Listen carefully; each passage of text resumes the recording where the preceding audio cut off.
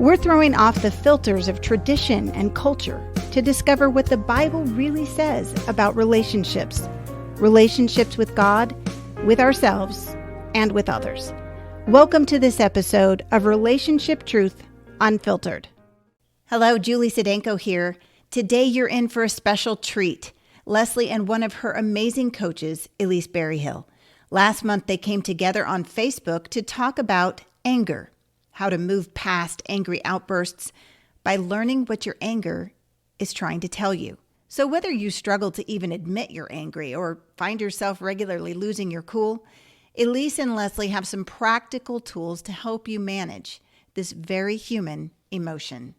You know, I grew up, and Elise is closer to my age. We grew up with this idea that either you were sweet, innocent, and helpless, like the Cinderella Snow White character, or you were the ugly witch character.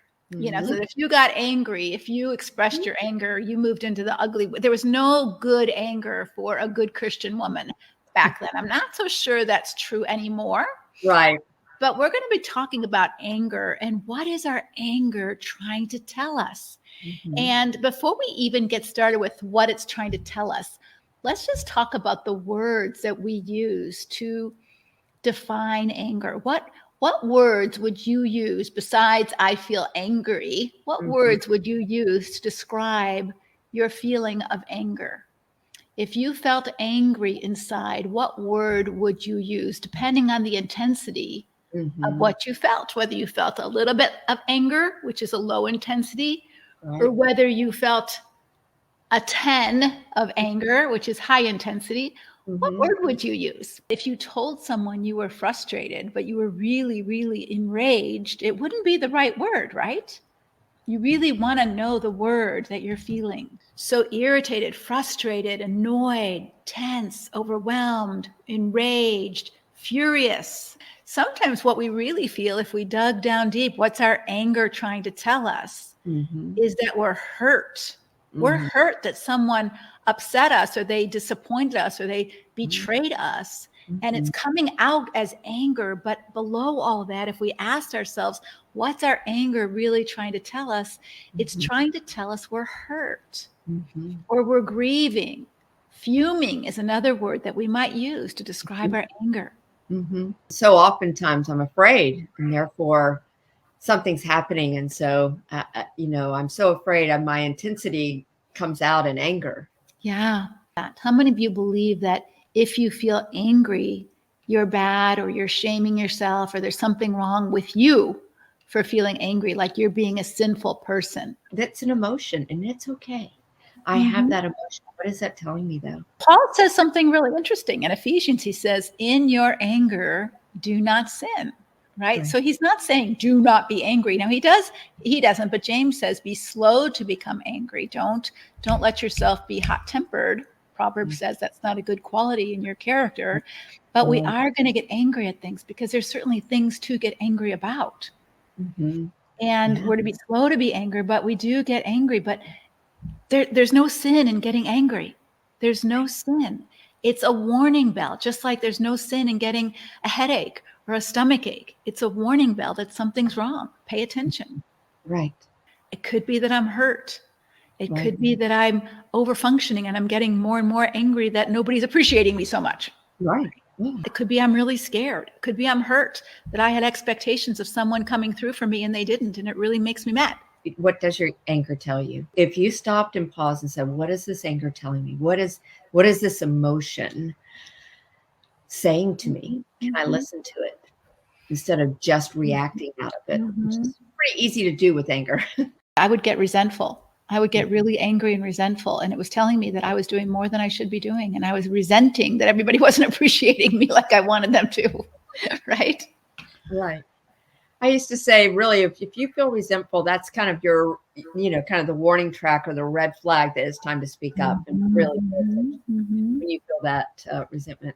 Yeah. And oftentimes it comes out in anger. So these are different things to notice without beating yourself up.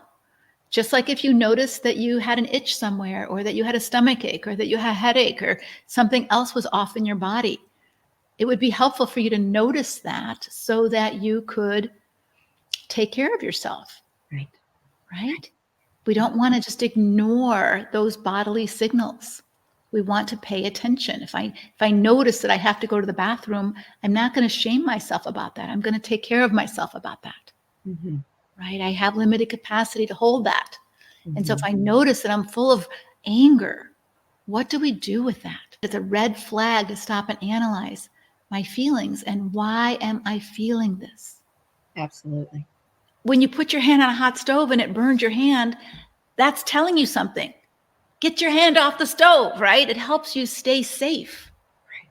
When you're violated, when you're angry, it helps you to get away from the person, to get safe.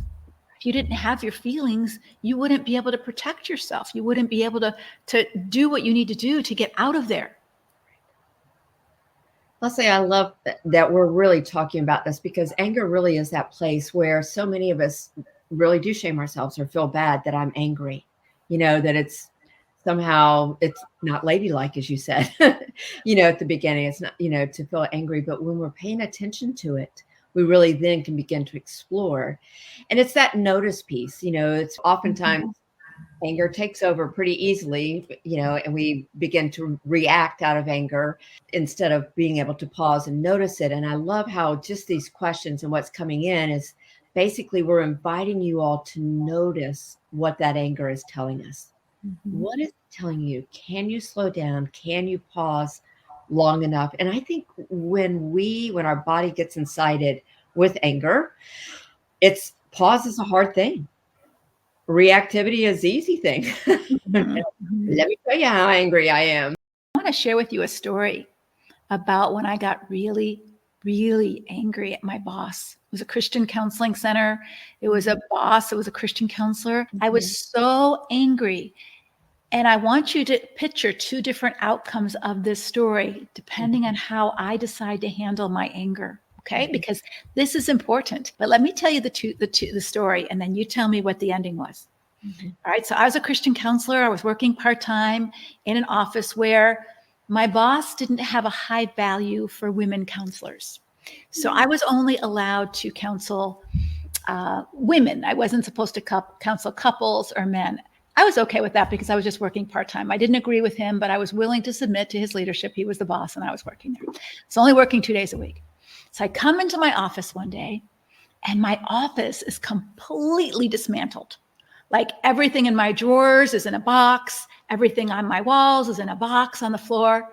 And I go out to the office and I said, what happened in my office? And so she said, he hired a full-time person and he gets that office. You get to use that back office, whenever you come in. Now, I could understand that. If they hired someone full-time and they wanted the bigger office and all of that, that was totally not anything I should get angry about. What I was angry about is that he just threw my stuff in a box and he didn't even tell me that he hired a full-time person and that he was even looking, not that I wanted the job, but that he was looking for a full-time person. He hired another man. I was so mad. My temperature went from 0 to 10. I was shaking. I was so mad. So how does this story play out? What did I do? Well, I had two choices. I could march in and give him a piece of my mind, which I was very tempted to do. And I probably would have said things that I regret in ways that I would have regretted and ways that would have made me look like a fool, right? Like a raging maniac fool, because that's how I felt inside. Not a fool, but I felt like a raging maniac. I was not just mad. I was furious, right? And so that's not what I did. What I did was I told them I had to go home, that I was not feeling well. And I was not feeling well. Cancel all my appointments. I went home that day. I sobbed my eyes out. I was so hurt because I was disrespected. Sobbed my eyes out. I spent the next 2 or 3 days writing awful letters to him. Everything I wanted to say, I said. Of course, I didn't send it, but I processed all my feelings.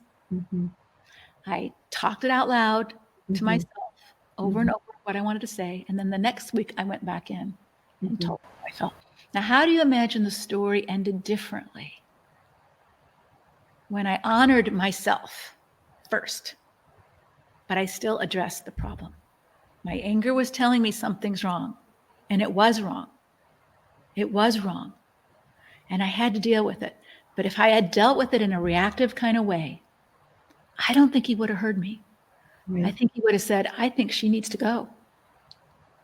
Right? She's not even competent to counsel. She can't control her own feelings. But I did manage my feelings. Not well. I got out the door in time to like vomit in the car on the way home. But I did control myself. Mm-hmm. And I couldn't stay there working. I had to call in sick. I'm sick. I got to go home. Mm-hmm. And I dealt with it. Mm-hmm. But do you see how the story ends? So I talked to him. I didn't cry. I had already worked through my emotions. I was afraid I would bawl when I told him how I felt. Mm-hmm. I was not valued. But at the time he said, I totally blew it. I didn't handle it well. I did hire him. I'm sorry I didn't tell you. I should have told you. Mm-hmm. And I apologize. Mm-hmm. So it was the best outcome I could have hoped for from this person. Mm-hmm. Right? Mm-hmm. Because I was able to handle my side of the street well.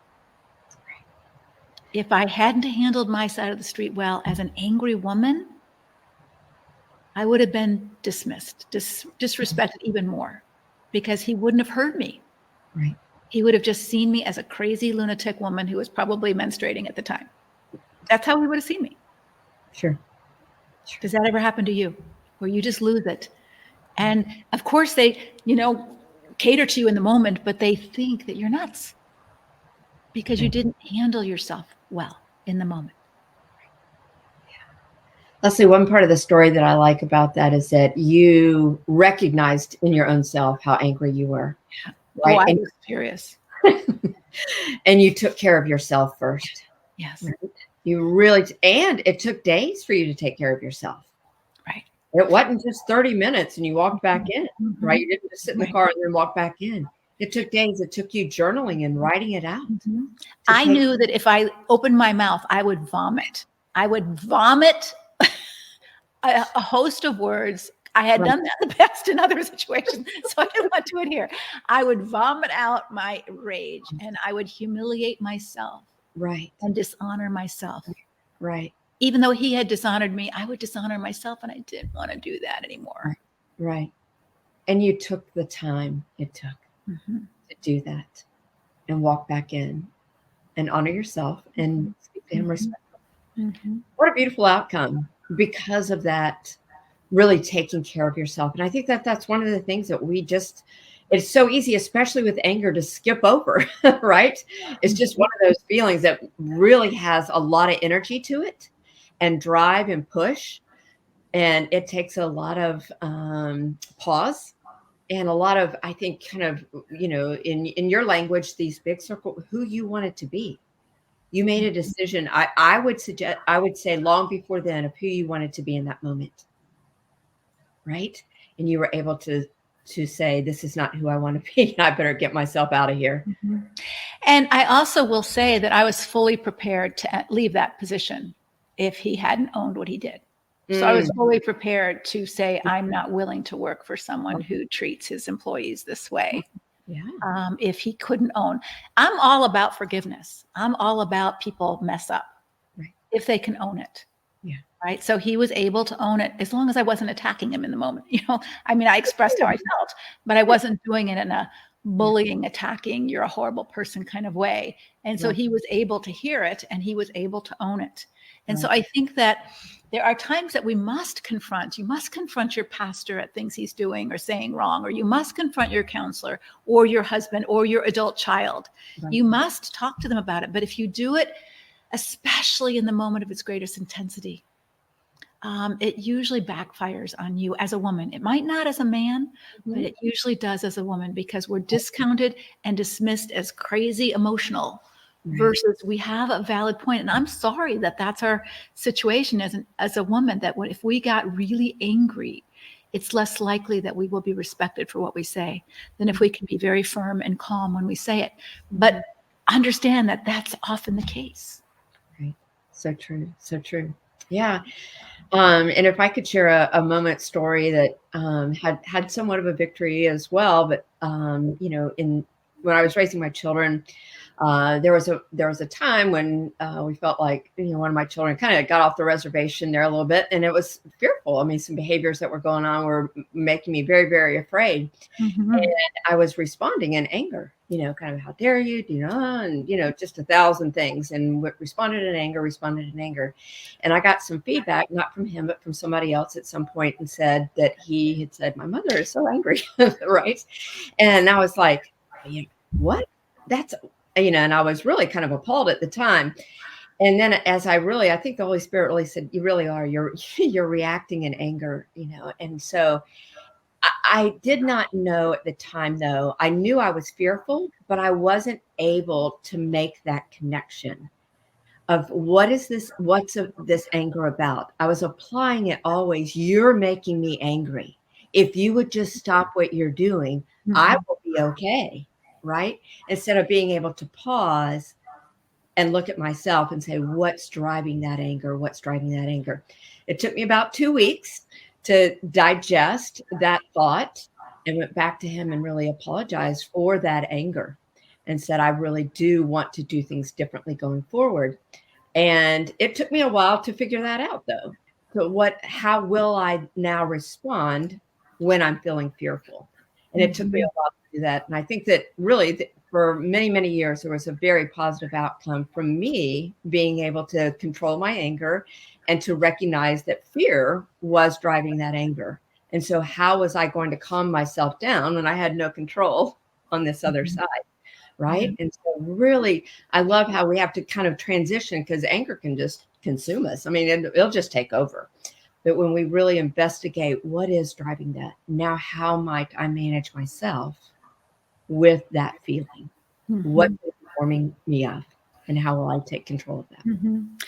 Yeah, I love that you say that, Elise, because fear is often the driver of anger. So is hurt. And I remember, and I shared last time, that I was betrayed by a best friend of 25 years. And, I was so hurt by what she did and her response to what she did. I was so hurt as a friend, and I was angry. And there was no healing it. So some of you might be married to someone who there's no healing of the hurt. There's no recognition. They don't care. They don't want to apologize. They don't want to own what they've done. And this friend wouldn't and didn't.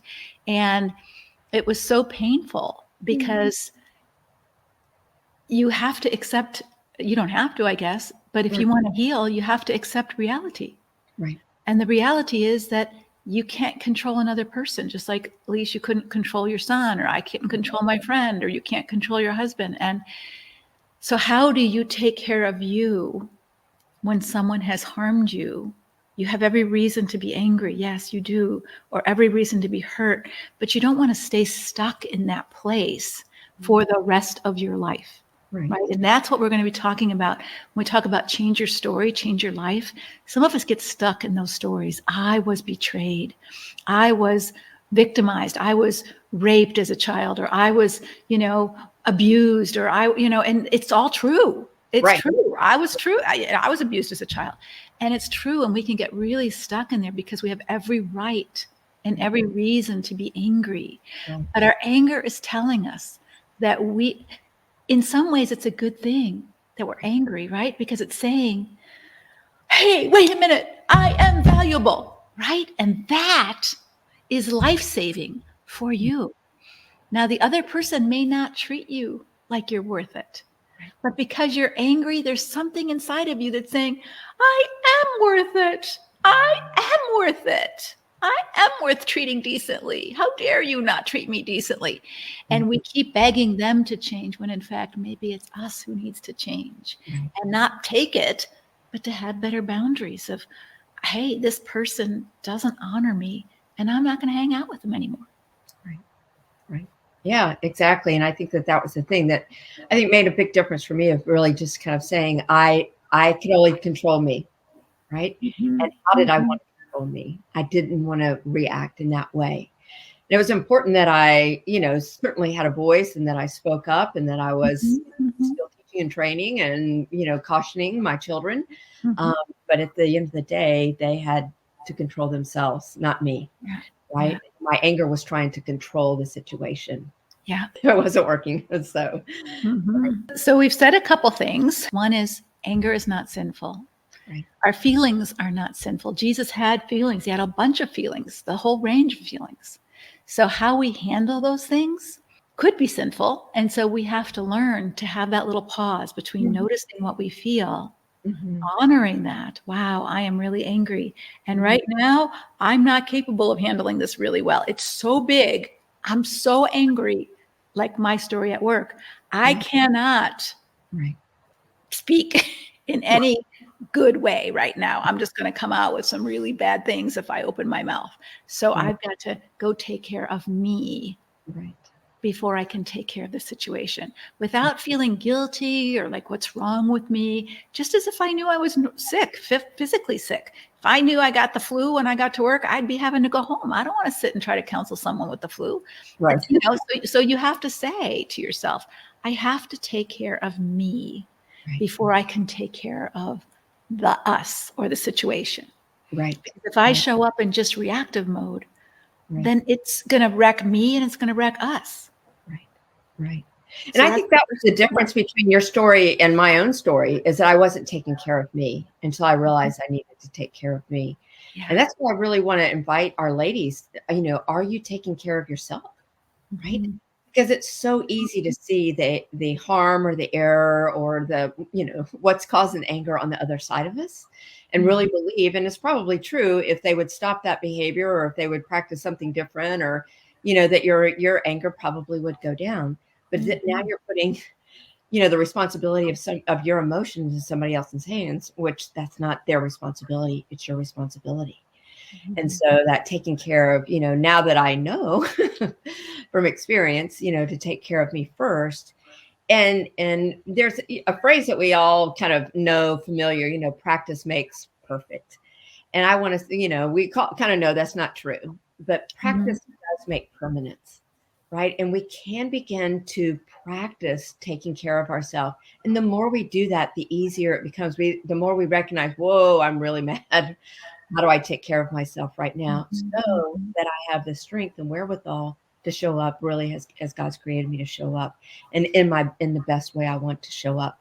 And I can show up very firm. That may be the lowest level of anger, kind of a firm voice, not timid, not shy, I can show up assertively, not aggressively, but assertively, and express myself without tipping the edge, without really being angry. And oftentimes we only kind of have two gears. Either I'm soft or I'm loud, right? And so really that I'm glad that we did this scale of feelings around anger, that really there is a lower scale and it works up to this. And can we recognize that? Frustrated is starting to work up, right, towards higher anger. And so what is that frustration really telling me? And can I take care of myself? Can I pause? Can I practice pausing? Can I practice notice what's going on, and then choose what I'm going to do next? And, your story really goes through those three motions of being able to do that. You've heard us talking a lot about Empowered to Change recently. Well, there's a reason, because Leslie and her team care about you and what's happening in your life. We want you to be confident in handling hard things and living from your core values.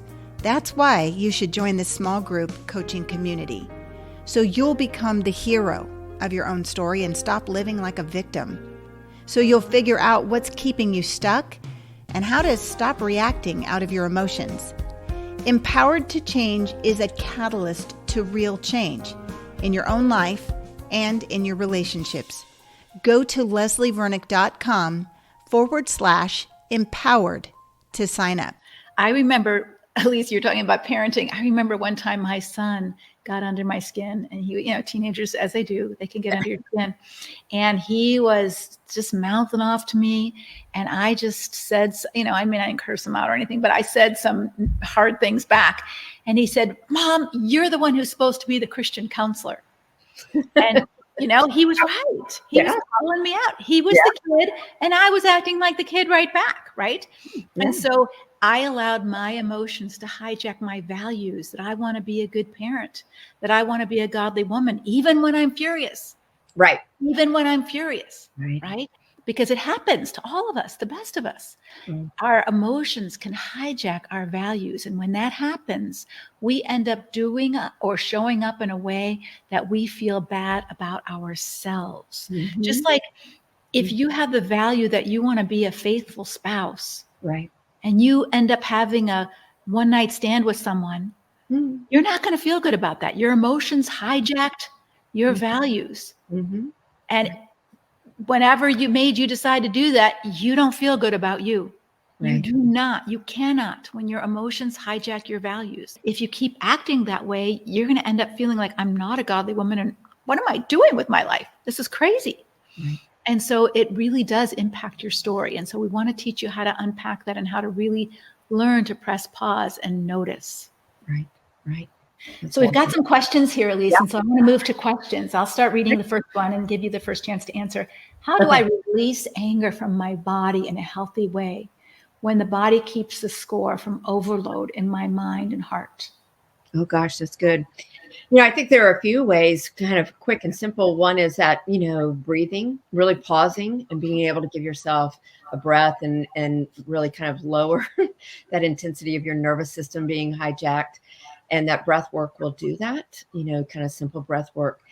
And honestly, I think so oftentimes, and I'm not sure that I do this as much as I would like to do it, but really beginning to pause, pressing pause and being prayerful in this moment, being aware and being prayerful and not, and so just two simple things can really change the whole thing. And I think basically what we're saying, you have to pause and then participate in something different than getting hijacked.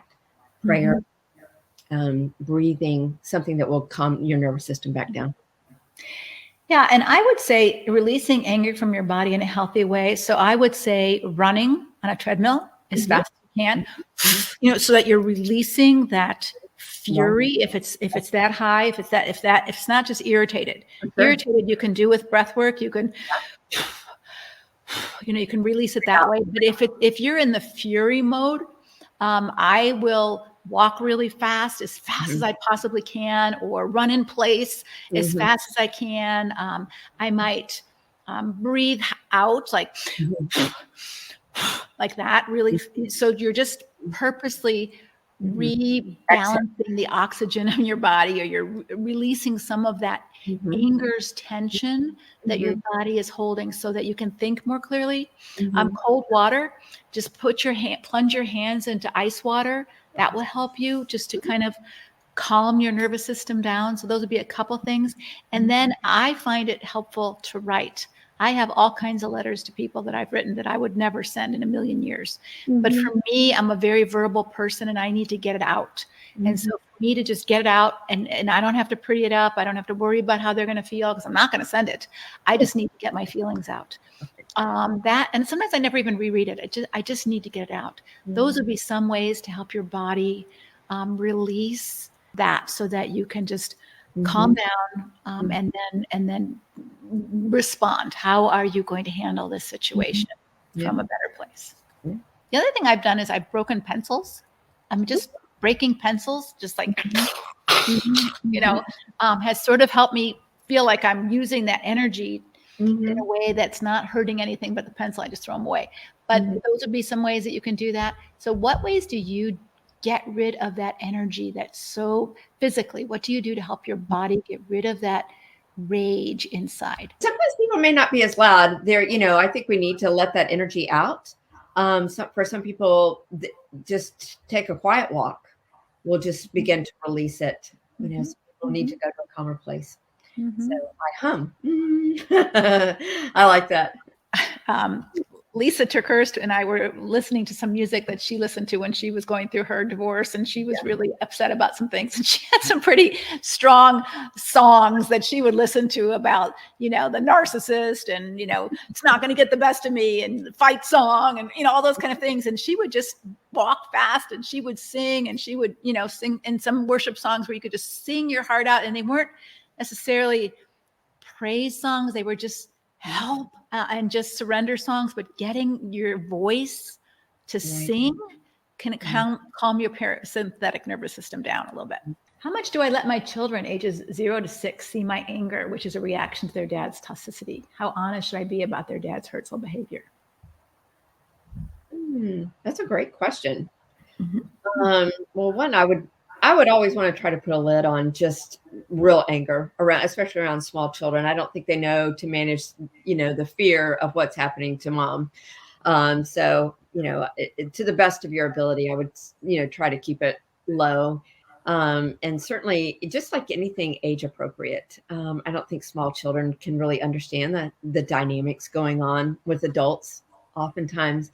And so, but they do understand being angry, that's why they hit their brother and their sister, or they take toys or, things like that. So maybe we can express in very, very small ways.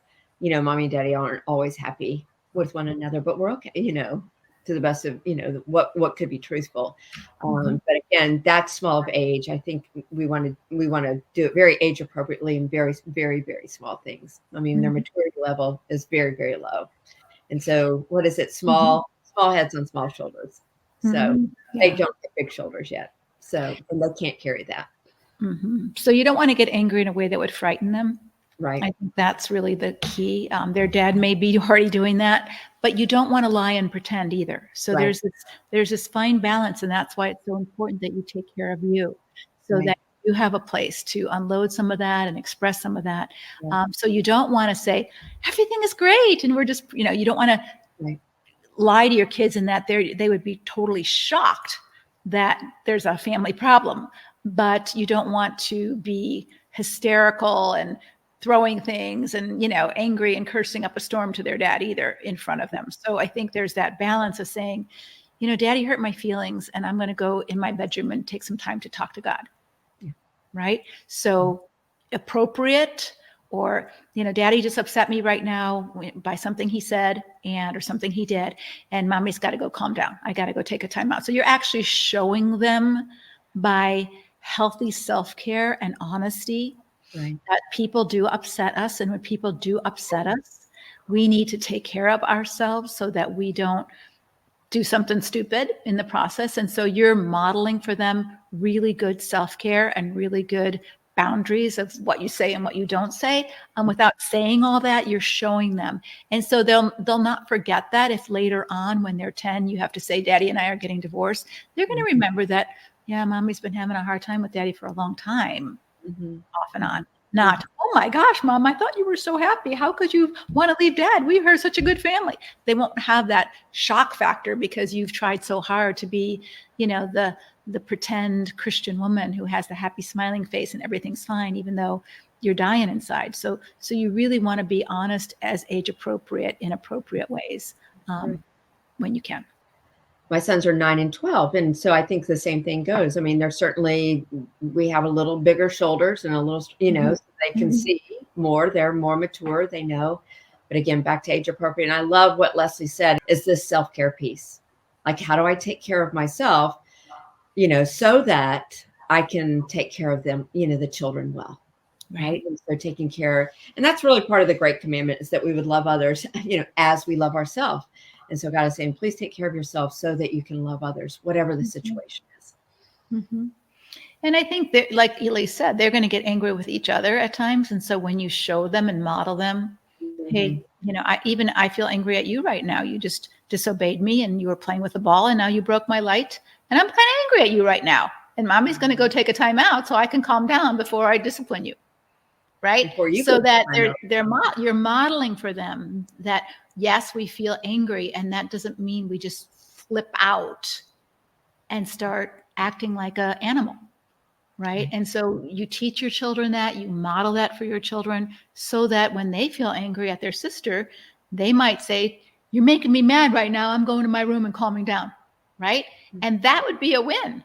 That would be a win if they could begin to do that and take responsibility. You're not responsible for what the other person did, but you are responsible for how you handle it. Right. And I think this is the disconnect. I think so often in our culture, we feel because someone did something wrong, we have license to act out. And how we act out matters. And it matters to our personal integrity and our authenticity and our values. And it matters to the other person. And it can actually cause a lot of damage, cause a lot more damage than already's been caused. You know, I mean, Leslie, as you were saying that, I think so oftentimes when there's so much tension between, you know, husband and wife, two adults, is that we get so fearful about the children seeing things, and there's certainly things that they shouldn't be seeing. But this can really, just really what you were demonstrating is, can be a beautiful opportunity to begin to teach children about conflict resolution, right? And how to take care of ourselves, how to resolve conflict, and right, the things that we need to do instead of always kind of hiding them from that and pretending. Right now, 2-year-olds aren't really, you know, but well, 2-year-olds are pretty emotional. So maybe we can be doing it with 2-year-olds as well. But so oftentimes when we're, you know, working with clients, here's so much protection. And certainly as a mother, we're going to do that. But also I want to build strength. Like, okay, this is a situation. How do I teach them how to manage themselves in this hard situation? And it's hard. Yeah, I've always been a believer at telling our children the truth, but not the whole truth. And Right. what I mean by that is, so if you're upset about something, it would be better for you to admit it and to say the bare bones of what you're upset about. You don't have to tell the whole story like, oh, I just got diagnosed with breast cancer. Maybe you're not ready to say that. But if you've just gotten a health scare and you found a lump in your breast, and you're crying and your kids go, Mom, what's wrong? And you go, nothing. I just got onions in my eyes after cutting them. You know, you don't want to lie to them. So if you just found a lump in your breast and you're crying and they catch you doing it, you say, you know, Mommy's a little scared about something and I feel a little bit nervous and I'm going to call the doctor and make sure everything's okay. Maybe that's about as much truth as you need to tell them right then. Right. But you've told them the truth. Right. Right? You've owned your feelings, you've defined them for them, and you told them what you're going to do. You're not falling apart in front of them, but you, since they've caught you sharing or expressing an emotion maybe that you didn't intend for them to see, you do want to explain that to them. Because if you don't explain it to them, guess what they're going to do? They're going to make up a story in their head as to why you're feeling that way. And they're going to say, well, Mom's mad at me because I didn't help her today. Mom's mad at me because they don't know why you're mad or why you're sad. Right.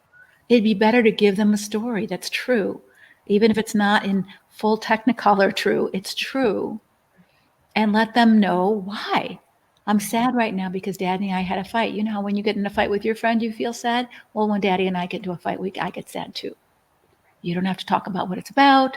You don't have to say, I hate him and I'm on the verge of leaving. You don't have to say any of that. Right. But you can say, you know, Daddy and I just had disagreement. And sometimes when people disagree with things, they feel sad inside or they feel mad inside. And that's what I'm feeling right now. You're giving your children a vocabulary and de-shaming the very reality of relationship issues and emotions, right? Which is all good parenting, even if it's hard stuff. So let's do the last one. How do I guard my heart without it being misinterpreted as being angry? I attend the same church as my husband. We are in the process of a divorce. I'm not angry anymore, just not overly friendly. So my question to you would be, are you concerned about them misinterpreting it, or are you not sure what the difference is? Yeah. Because you can't control what they think. Right. Obviously, if you could control what they think, you probably wouldn't be going through a divorce, right? So they're going to think what they want to think. Mm-hmm. Mm-hmm. Right? But how do you process what you're doing in terms of guarding your heart versus you're saying, I'm not angry. So do you feel comfortable with that? Or are your pastors questioning that? I mean, what's the rub here? Why would you be overly friendly if you're going through a divorce with someone? It doesn't make sense. It doesn't go together. Any thoughts, Elise? There's a place when it says guard your heart, there's just protection in that very word guard, right? And so for some people, guarding their heart is to get quiet and to get still and to, you know, we're not going to shell up that we don't speak, but to guard our heart may be that we are quiet for a while. And so that we have time to care for ourselves. I don't know how to answer all the questions. You know, I don't know what to say to everyone. I don't know how to, so I'm going to, you know, guard my heart and protect myself and, you know, potentially be a little quieter than I normally have been, but I'm okay.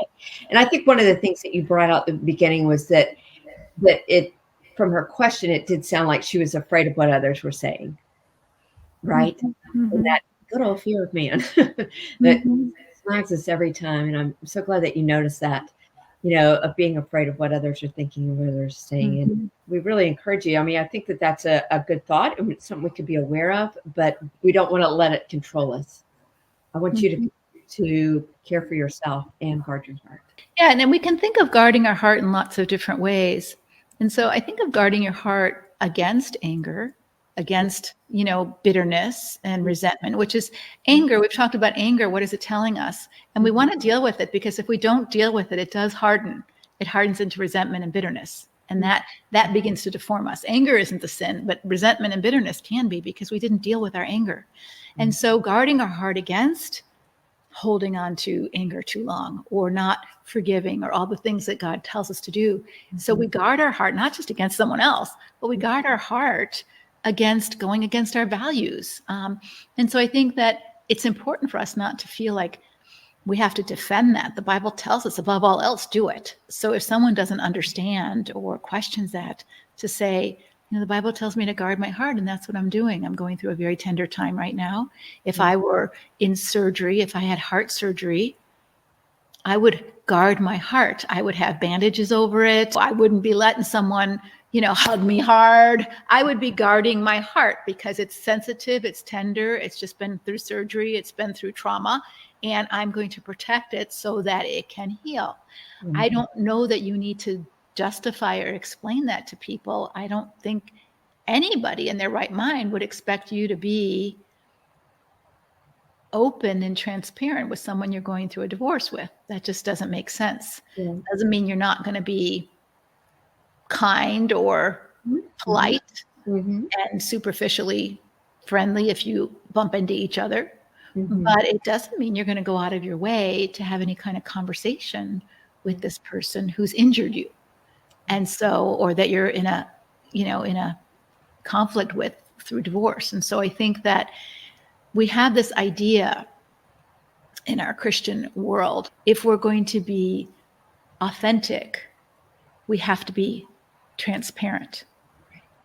And I don't think that's true. So I'm just going to use my clothes as an example.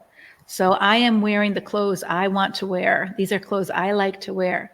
I'm never going to get on Facebook naked, ever, ever, ever. Only one person gets to see me that way. It's not you guys, okay? So, and I don't even like him to see me that way these days, because you feel all saggy and old. But what I'm saying is, you don't give everybody access to you, right? So I wear the clothes. They're genuine clothes. They're my clothes. I like these clothes. I'm not dressing up in a costume pretending I'm somebody I'm not. Yeah. I'm authentic, but I'm not naked, right? I'm not naked. And I don't think that's a sin. I don't think that's a sin. And I don't think you need to feel at all apologetic for wearing clothes in church with other people, and you can still be real and authentic and still have a guard around your body. Right. Well, discretion for sure. I love your examples. They're fun. Yeah. So, and I tell people, don't take off all your clothes Right. in front of everybody, right? That makes you way too vulnerable. Way Really. Way I too use the expression "open up the kimono," right? And so, opening up the kimono, and letting everybody see that, right? Yeah, that's reserved for for safety. The most trusted, safe relationship. Right. Exactly. Yeah. You don't do that with everybody. And so obviously, if you're getting a divorce, this relationship has been fractured. There isn't trust or safety. This guard your heart is such a beautiful scripture. Really, there's a lot of meaning that we can, different meanings that we can apply to it, but it is a place of safety and, and protection. And God says, do it. It's the wellspring of life. Don't give it away. Yeah. Right? And don't allow yourself to be guilt tripped into exposing yourself to everybody. Just like you wouldn't feel guilty if someone said, "Oh, I think you're so selfish. You won't give me your ATM card and the password. Why not? What's wrong with you? I thought you were a Christian." You wouldn't think anything of that person. Like, what are you trying to make me feel guilty for that? Right. But yet emotionally, people make us feel guilty if we're not willing to be naked in front of them. And we're not. We shouldn't be. I hope this is, giving you an opportunity to really say, oh, wow, I can do this. And not be near afraid of anger when I have that feeling.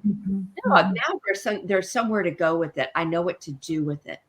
I can evaluate it. I can pause. I can take a look at it. Say and notice, what is this telling me? As women, we're afraid to be angry women, so we just keep stuffing and stuffing and stuffing instead of saying, hey, what is this telling me? And saying it's just an emotion and I need to pay attention. Mm-hmm. And we're afraid of other people's anger too. And for sure, it's unpleasant. It's unpleasant in an angry interaction with people. It's unpleasant.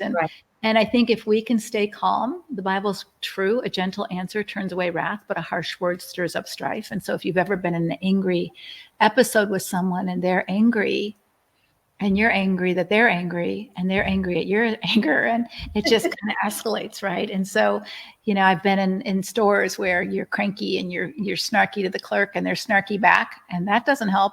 You get snarky back, and they get snarky, and it just gets worse and worse and worse, or your kids or your husband. And so, if we can control our side of the street and respond with compassion, curiosity, gentleness to their anger, it usually can de-escalate the situation. It doesn't mean that what's wrong isn't wrong, but it means that you can talk about it in a civil way.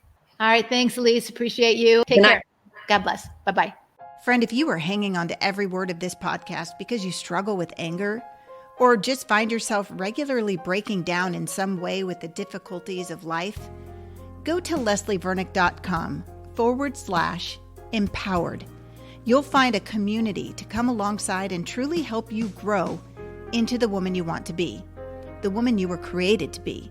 Again, that's leslievernick.com/empowered. Until next time, may God bless your mind, your heart, and your home.